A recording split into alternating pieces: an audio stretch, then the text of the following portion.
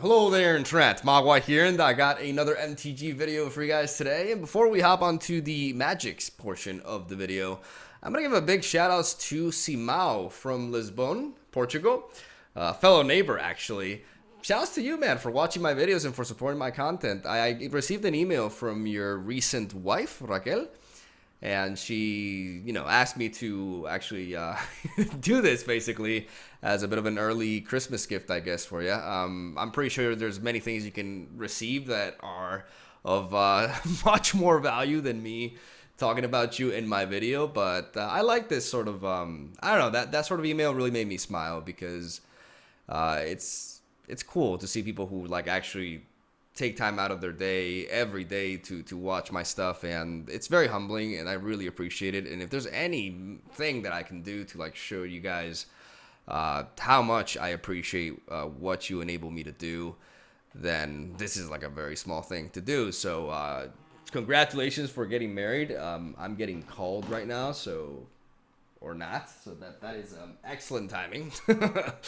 But you're a lucky man, to have such a nice wife like looking out for you and who follows your, or even though she may not understand exactly what your hobbies are. I've had certain relationships in the past in which I didn't really have much in common with my significant other, and it didn't lead off to very good things, I guess. Now I'm very lucky. I have the best girlfriend in the world, and we share a lot of the same passions, and whether you share them or at least she acknowledges them, those are very important traits to have. So, I think you two will be quite fine together, and I'm very happy for you both. So, yeah, for anybody just wanting to watch the actual video, sorry about that. But shout outs to you, Simao. Hopefully, you're still watching my videos. I don't even know who you are, but appreciate the support nonetheless, buddy. We're going to be playing some Jeskai Fires today. This is a top tier deck, nothing new. You guys have seen this quite a bit and are very familiar with this archetype. The reason I'm bringing it to you guys is because this list in particular is from Carson, who won the, what was the name of the tournament? Let me actually check it right here. It was the MTGO Online KC. Oh, the Grand Prix. I think it was the Grand Prix. Yeah, the Grand Prix. The Magic Fest Grand Prix champion. He won with Jeskai Fires. This event was after the Mythic Championship. And the general consensus in the Mythic Championship was that there was a lot of Jeskai Fires, but it actually performed very poorly. Considering it was the most popular deck, only one Jeskai Fires made it to the top 8, and that was PVDDR, who is one of the best players in the world. And even he could just not do anything to Simic Flash, as he got paired with Brad Nelson in, I believe, what was the second round of the losers bracket, and just got absolutely destroyed 2-0 by that deck. Because while this deck is extremely powerful, really good against aggro, and pretty much good against anything that's not, a blue deck packed with counter spells, it has a really big weakness to that because of its reliance on Fires of Invention, and because this deck revolves around big plays, like big turn 3 play, big turn 4 play, big turn 5 play, and it's very weak to counter spells because of that, because it doesn't have the ability to mix a bunch of low-cost spells together to try to navigate around counters. So what does this deck try to do? Like, how does this change things with the sideboard? Well, it has an extreme anti-flash game plan with the sideboard, with not only 4 copies of Mystical Dispute, but 4 copies of Tithe Taker. I think Tithe Taker nowadays is a must for Jeskai Fire sideboards. I've seen Andre Mengucci before the Mythic Championship actually stream with a Jeskai Fire's Death with Tithe Taker, and Tithe Taker just puts in the massive work. Super good against flash decks because of its ability. And the sideboard is pretty straightforward. A couple of copies of Disenchant, 1 Time Wipe, and 4 copies of Legion Warboss. I'm still not completely sold on Legion Warboss in Jeskai Fires, to be completely honest with you. But, by the way, the original list has 3 Tide Takers and, 1 Royal Scions. I went with 4. I think you just go all in with the Tide Takers. That plus Dispute plus the Teferi. Those are 12 cards that you have to prevent your strategy from getting countered. And I think the more the merrier. So that's the whole idea. That's why I wanted to venture to this archetype, because I think this sideboard may actually fix up that terrible matchup. Still not make it favorable for you by any means, but definitely make it more winnable.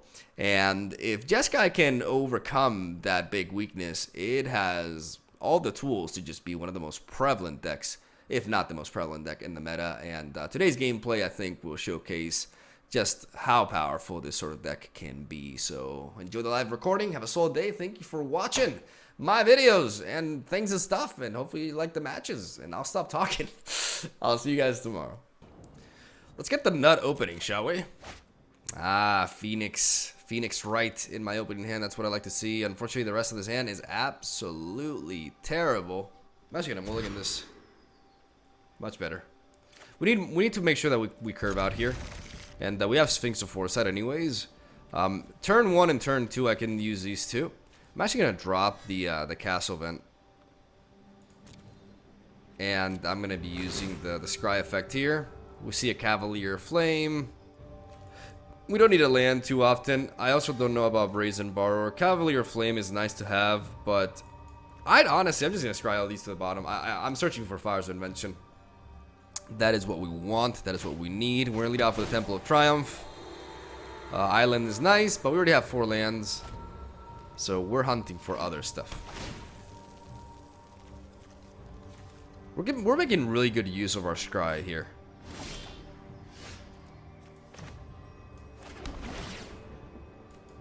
Again, dropping that down.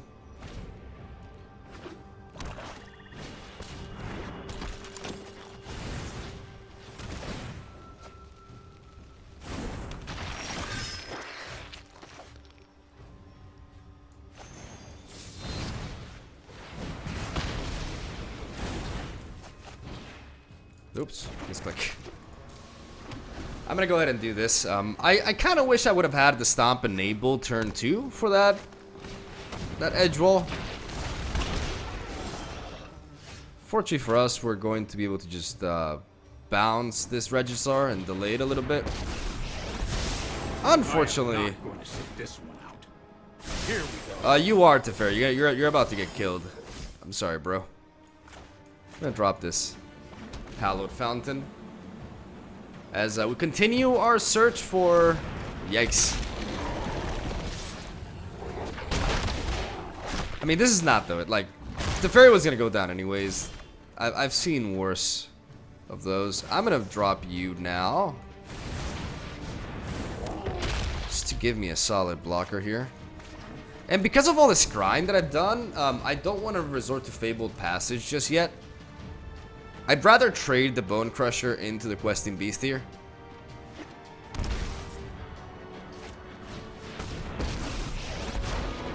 Close your eyes, breathe, and listen to the sounds This of the is wild. Kavartek's deck. This is Chris Kavartek's deck. I actually recorded a video with this like before yesterday.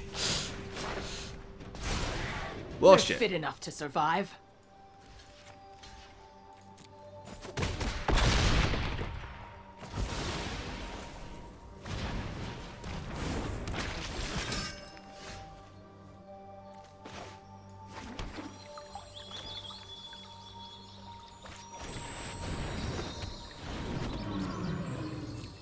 Alright, Brazen Borrower is actually going to come in pretty clutch here.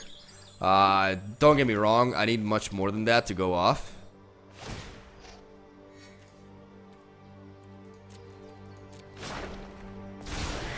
My, how you've grown. Now I need to pop this, which means I'm going to shuffle my deck, which means all this grind that I've done to find the Fires of Invention.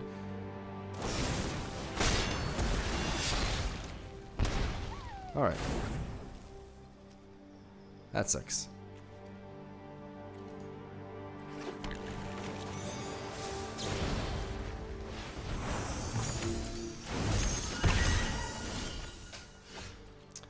Okay.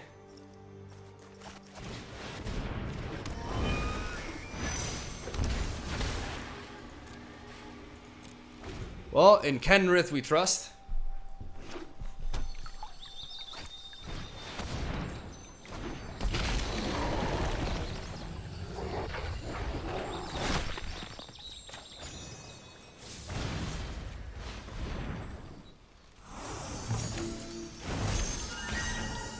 Regisar is still going down. which sucks. But I do have the ability to just gain a bunch of life, though I would love to get rid of that Vivian. You have no idea.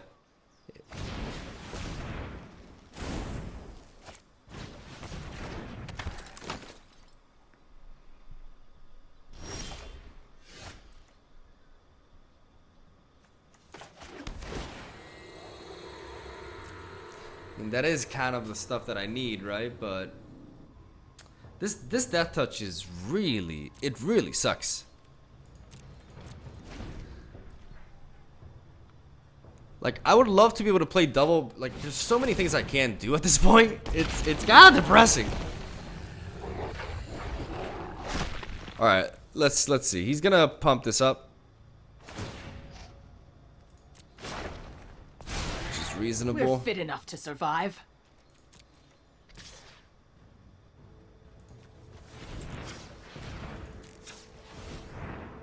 That's a lot of blue that I'm tapping. Wait.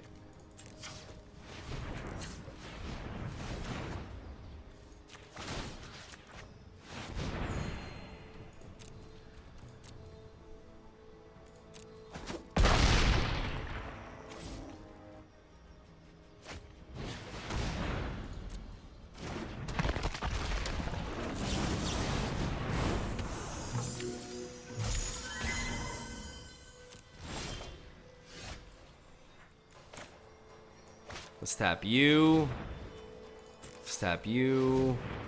Let's tap you. Let's tap you. And let's tap you.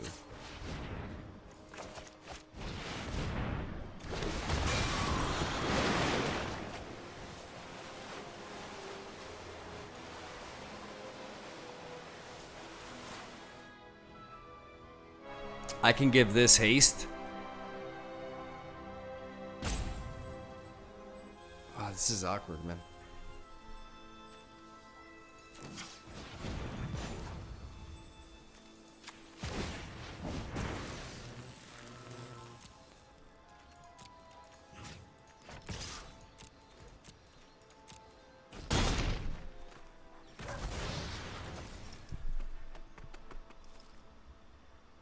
No matter what I do,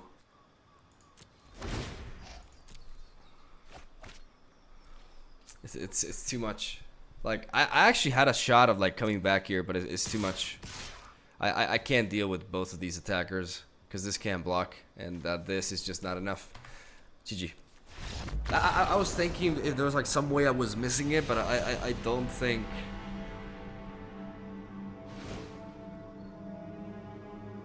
If I played the other, no, I would never have drawn the giant. Yeah, there was like no way out there. I'm gonna slap in a time wipe, and there's not much else that we need to be changing. Like we have a lot of. Can drop a Kenrith for a time wipe. We have like this is not a bad matchup for us per se. Like, unfortunately, our opponent's going to bring in some Duresses and Thrashing Brontodont's as well against us, which is going to enhance this matchup. Like, we should have, like, in this matchup, we should win game one. But unfortunately, like, I did a good job of scrying. Like, I did a lot of scrying. Triple with Phoenix 6 Foresight. Then every time I saw a land, I kept putting it, and we still got flooded. It's unfortunate. But we can bring this around. This deck, he may run the Great Henge, but it's not worth me running Disenchant because it's gonna be a dead card the vast majority of the time. I'm gonna keep, man, just because I have Fire's Invention and I'm lacking white mana is the issue because I would love to be playing Teferi on curve. All right, goodbye, Fires. It was nice knowing you.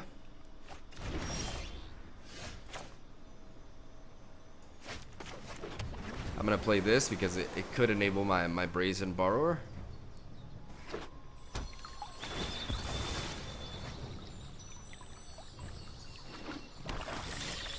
Okay, good stuff. I'm known for my excellent timing. Here goes nothing. That's a good draw.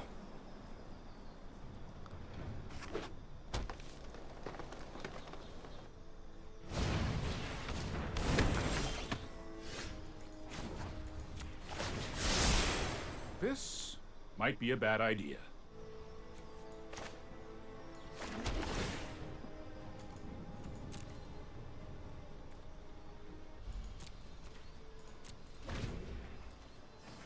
I'm actually gonna hold on, even though we could see a questing beast now.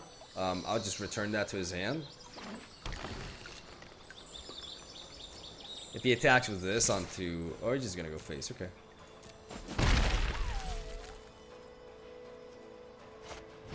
He has drill bit. The fuck out of here. Drill bit. Like, duress and drill bit, really? Holy shit, dude. Damn. Down goes the fairy.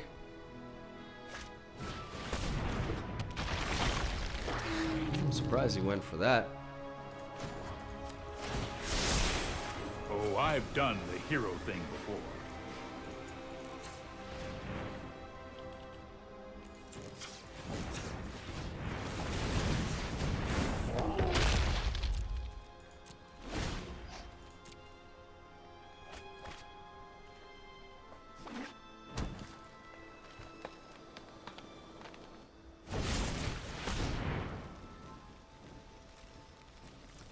If you had a great henge, you would have played it already.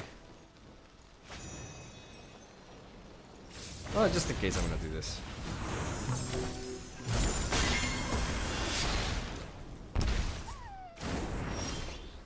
Yeah, that's pretty good.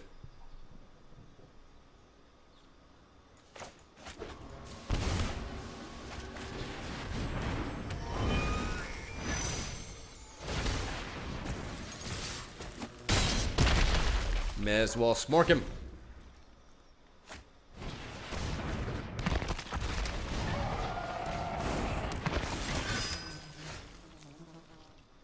Four, 6.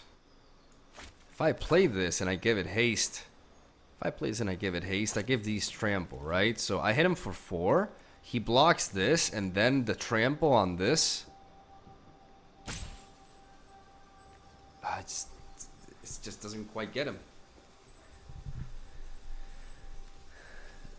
No, I miss out.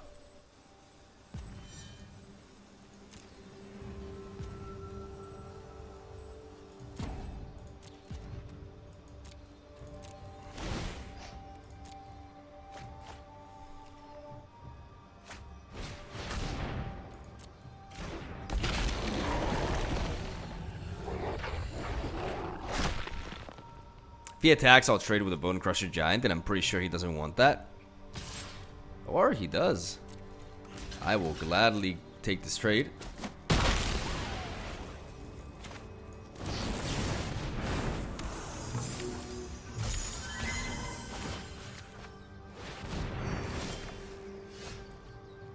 So now with this and this, we have 7 damage. So we're not quite there yet.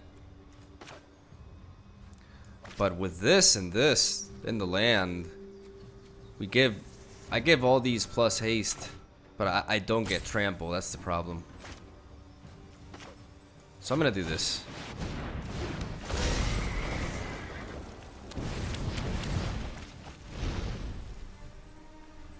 If I go with haste and trample, I have 1 land here. So if this dies, okay. So do I have him? Just gotta think here for a second, because if I give everything haste, this puts him down to 6. He has to block. If he blocks this and I hit him for 6, no, I still don't have lethal on him.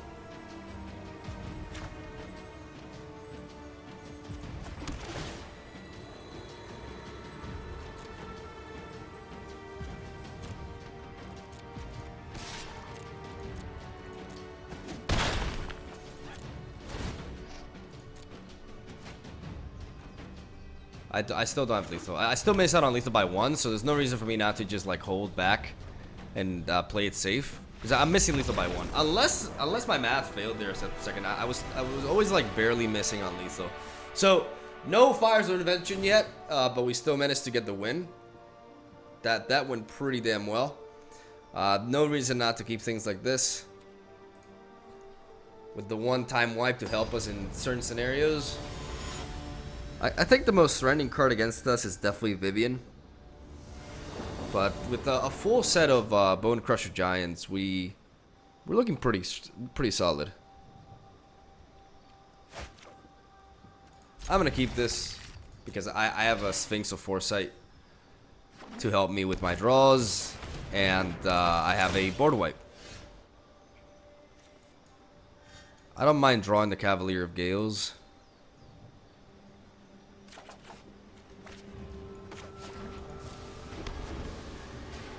The problem is a turn 3. Okay, this is gonna be pretty bonkers. Unless it's like a Regisaur.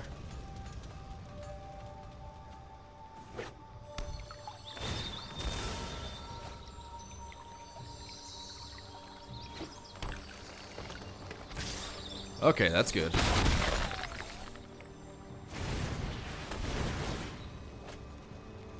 Oh, that's good card draw.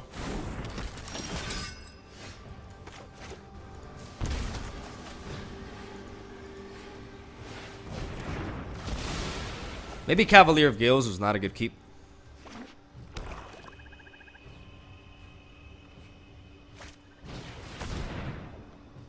Like, just spending his entire turn, I don't understand the drill bit. In this deck, like, I can get it, I can understand it in Jund Food. I can get it there.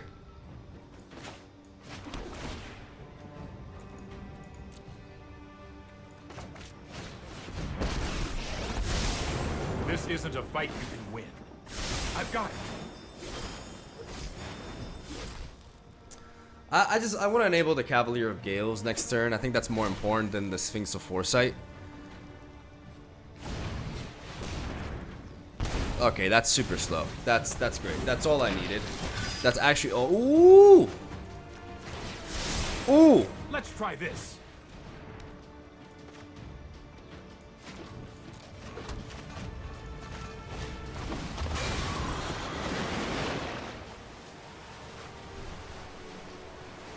We can return this.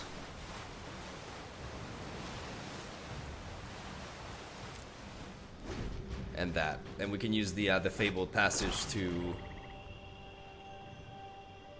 shuffle our deck. Oh, that's fantastic. That's not so fantastic, but oh shit, does he have? Oh, okay, that's pretty rough. That went from, you know, pretty all right to like yeah. I mean, I'll take the hit. Hey, that was uncalled for. Oh, he's a dick. What you gonna do about it? Let's see. What do we do here?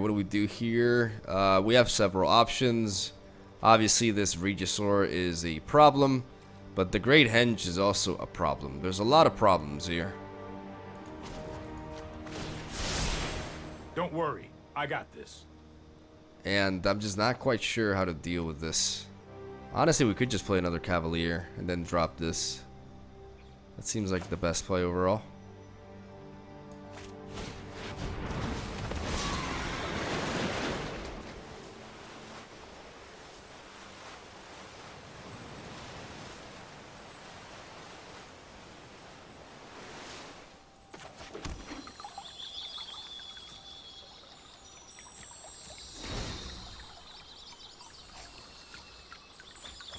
Okay, that's good.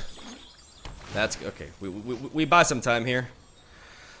Whew. All right.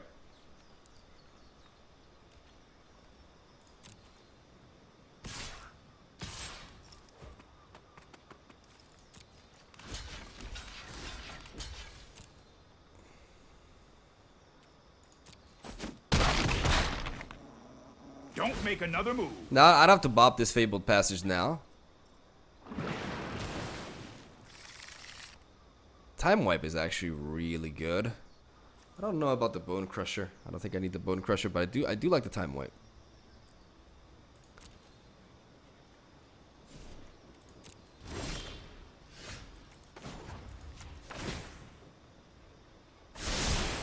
Trust me, I have a plan.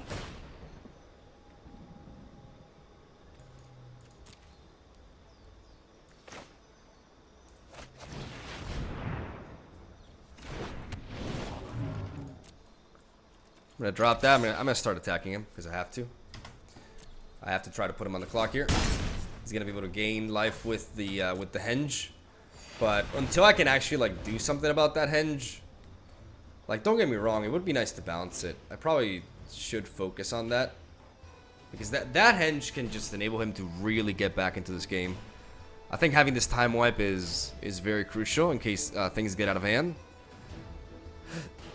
But I really would like to balance that henge because if I manage to do that at the right time, it can cost him an entire turn to set it back again, considering I've dealt with his board state. Because this is originally 7 mana. Oh, fuck. Alright. Well, that's rough.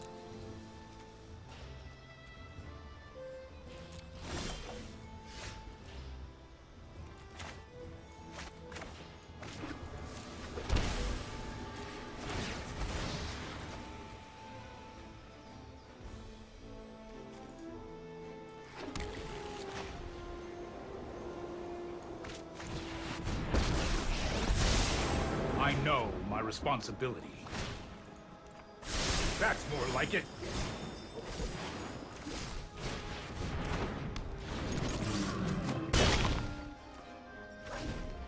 What this Teferi accomplishes, it just basically buys me a turn, even though it didn't really.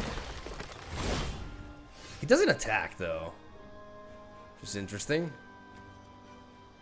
That's not a bad draw, honestly. Like, it could be better, but it could also be much worse. I get to deal with this.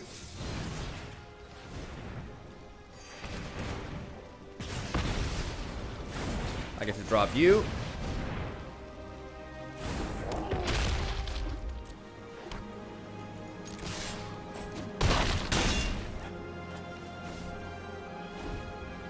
And go for the kill, son.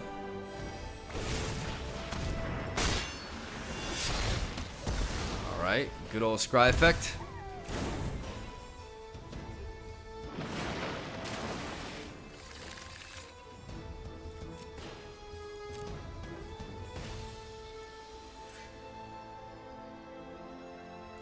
I'm actually gonna double scry. I'm gonna see if I can get something better.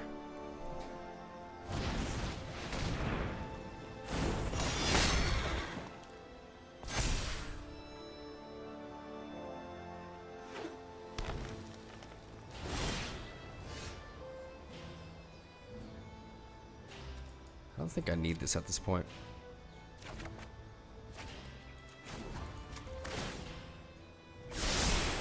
I've got time.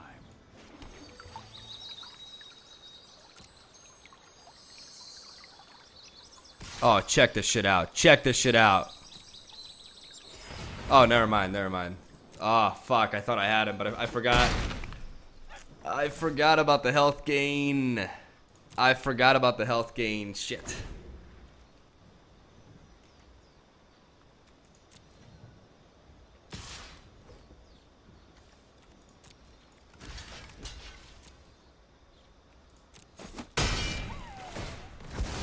Alright, I gotta let that giant. Oh man, if it wasn't for the 2 health from Henge, I had him with the time wipe into the stomp. That would have been beautiful.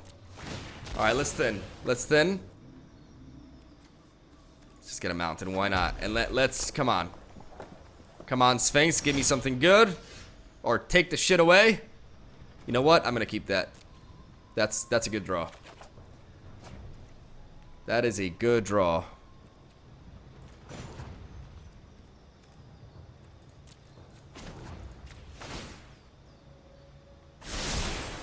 Here goes nothing.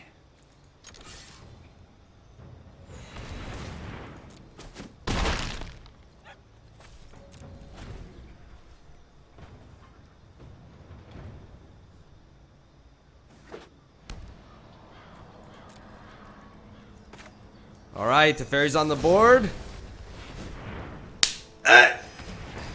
Gotcha! Got him! Nice. Ah, that was clutch. I'd actually like to run into some flash though to actually test out the sideboard and see if the matchup can be mitigated a bit. I am going to keep this. We're lacking red, but we can always search for red.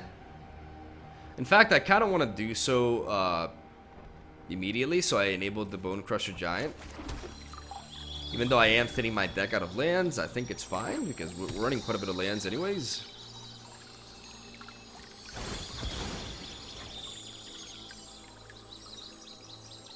So I'm going to get a mountain.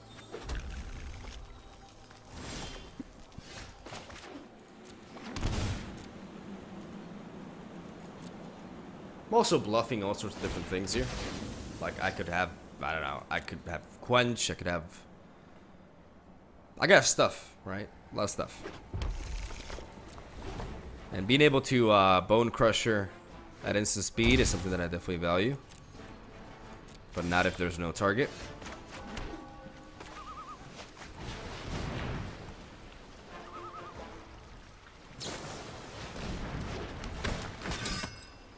Catch. I can no longer stand by and watch. Here we go.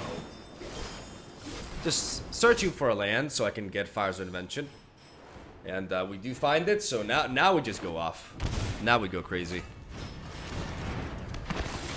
Now we go crazy. No, I am not making this up as I go.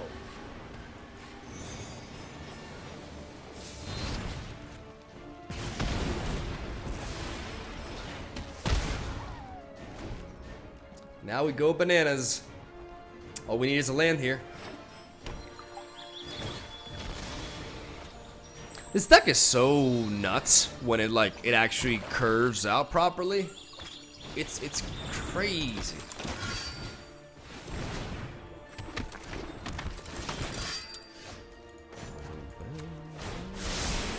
That's more like it. Now I could do several things here.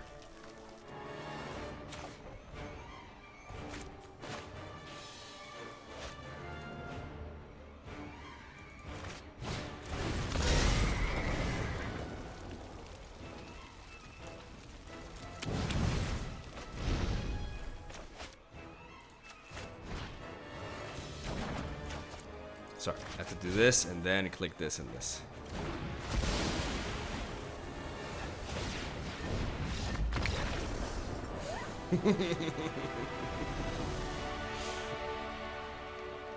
Oh my lord. Yeah, this is definitely very powerful. We're gonna slap in a time wipe here for a Kenrith. And we're gonna call that a sideboarding process, really. Like, our sideboard is mainly geared for control decks, in which we slap in the Legion War Boss, other decks that revolve around enchantment, so we can go for this enchant, and, you know, last but not least, Flash. We're like so anti-Flash, it's crazy. Anti-blue in general. I really do think Tithe, like 4 Tithe Takers is... It seems a bit crazy, but that's like the biggest weakness this deck has. It's just straight up counter spells. Too many lands. It's just the right amount of lands. I'm gonna drop 1 Sacred Foundry. And keep it as it is. Alright, turn 1 Javier. Hungry for blood. We're gonna drop the Sacred Foundry.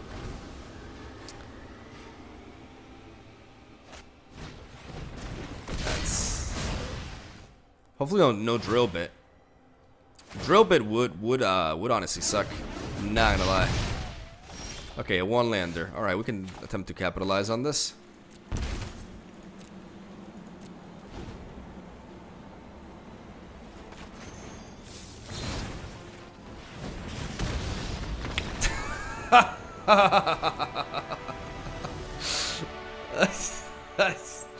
I don't even feel bad, man.